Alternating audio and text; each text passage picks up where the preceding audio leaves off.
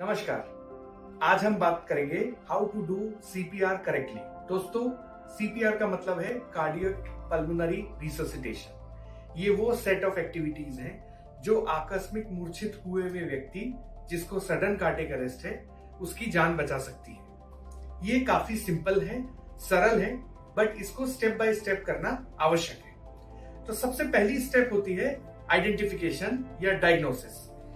जो व्यक्ति मूर्छित होकर गिर पड़ा है वो कई कारणों से मूर्छित हो सकता है।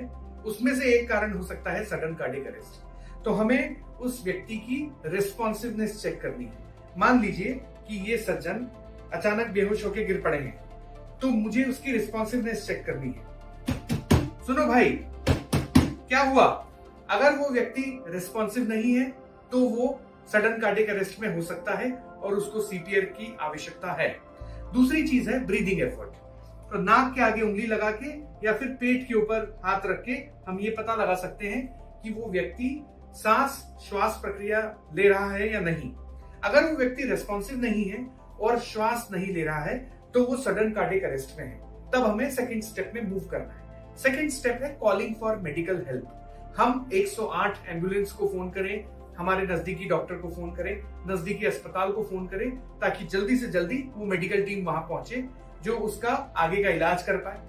इसके बाद हम आते हैं थर्ड स्टेप पे।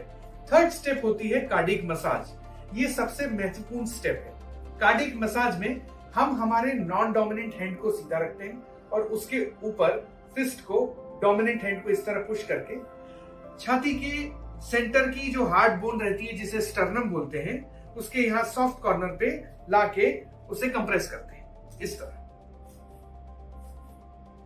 इस दौरान हमें यह ध्यान रखना है कि हमारा एल्बो स्ट्रेट रहे और वो व्यक्ति एक सीधी, सपाट और सख्त जगह पे लेटा हुआ हो।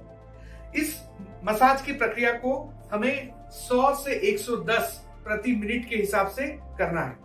इस दौरान हम छाती को 2 से 4 इंच नीचे दबाते हैं और जब वो रिलैक्स होती है तो उसको अपने आप ऊपर छोड़ देते हैं इस तरह।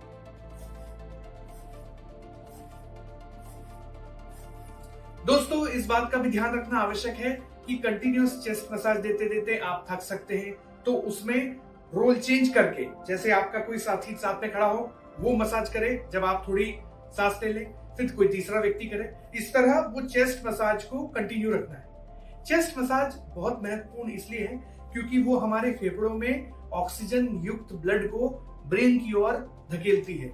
उससे ब्रेन की परमानेंट डैमेज होने के चांसेस कम से कम हो जाते हैं। इसके बाद आती है चौथी स्टेप, वो है ऑटोमेटेड इलेक्ट्रिकल डिफिब्रिलेटर। एईडी से हम पेशेंट को शॉक दे सकते हैं। एईडी के 2 पैचेस होते हैं। वो पैचेस को, एक पैच को यहाँ पे, दूसरे पैच को यहाँ पे अटैच करके मशीन में एक स्विच होता है जिसे हम ऑन करते हैं। मशीन खुद एनालाइज करती है कि वो रिदम शॉकेबल है या नहीं। अगर वो रिदम शॉकेबल है तो मशीन अपने आप उसको स्वतः शॉक देती है। उसे शॉक देने के लिए हमें कोई दूसरा बटन नहीं दबाना हो। शॉक देने के दौरान हमें यह ध्यान रखना है कि उस दौरान हम उस व्यक्ति की चेस्ट मसाज न कर रहे हो। इसलिए वो मशीन शॉक देने के पहले स्टैंड क्लियर ये आवाज करती है। इस तरह ये 4 स्टेप से हम उस व्यक्ति की जान बचा सकते हैं।